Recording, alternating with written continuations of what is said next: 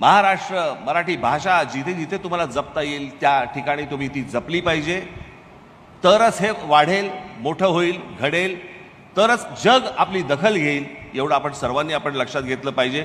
मी इथे काही सल्ला द्यायला उभा नाही आहे इथे, परंतु आज मराठीसाठी म्हणून आम्ही आमच्या बाजूनी काम करत असतो, सरकारच्या बाजूनी काम करत असतो. पण माझे मित्र रितेश देशमुख हे येत्या पुढच्या काळामध्ये छत्रपती शिवाजी महाराजांवरती एक प्रचंड मोठा चित्रपट आज ते निर्माण करत आहेत.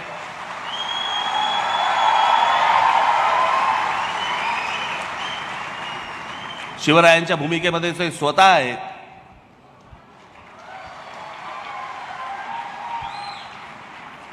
आत्ताच मला असं वाटतं खूप मोठा एक चित्रपट आमच्या संभाजी राजांवरती येतोय.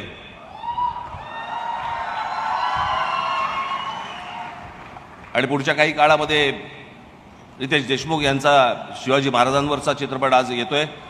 आपल्या महाराष्ट्रामधले आपले पुरुष, आपले महापुरुष हे आपण मोठे केले पाहिजेत. आपल्या महापुरुषांना आपण जातीपातीमध्ये अडकवलं नाही पाहिजे. आपण जातीपातीमधनं महापुरुष आपण नाही पाहिले पाहिजेत. प्रत्येक महापुरुष हा आपला असला पाहिजे, हा प्रत्येक आपला महाराष्ट्राचा असला पाहिजे. इथे साहित्य इथे समोर आहे. माझ्या महापुरुषाबद्दल तो का लिहितोय? हे कुठून प्रश्न पडायला लागले महाराष्ट्रात?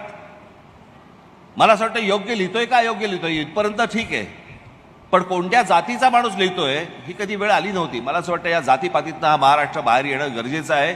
महाराष्ट्र हा मराठी म्हणून एकत्र येणं गरजेचं आहे. जशी बाहेरची राज्य बाकीची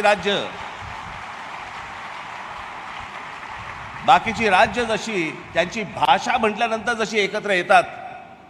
साधी गोष्ट तामिळनाडूमधला आणि तुमचा ह्याच्यातला आंध्र प्रदेशमधला ना कावेरीचा प्रश्न, कर्नाटकातला माफ करा, कर्नाटकातला आणि कावेरीच्या प्रश्नावरती तामिळनाडूमधले चित्रपटसृष्टी असू देत, साहित्यिक असू देत, राजकीय पक्ष असू देत, सगळे राजकीय पक्ष एका प्रश्नासाठी म्हणून कावेरीच्या प्रश्नासाठी सगळे एका व्यासपीठावरती येतात.